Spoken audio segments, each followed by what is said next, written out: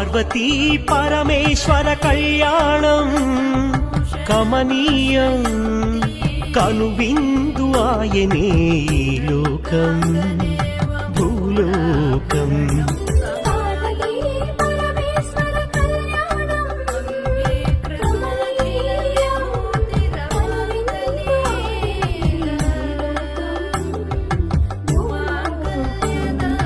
పిల్లలార పెద్దల స్వామి ఓం నమః శివాయ.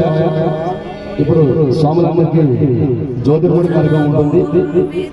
తర్వాత ద్వాదశ జ్యోతిర్మణుల మహాపూజ కార్యక్రమం.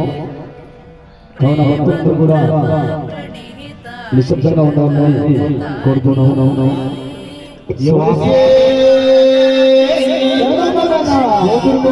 స్వామి కుటుంబ సభ్యులు మాత్రమే ఒక్కరు కావాలి స్వామి. అందరూ కూడా అదే విధంగా అక్కడే కూర్చొని ఉండాలి.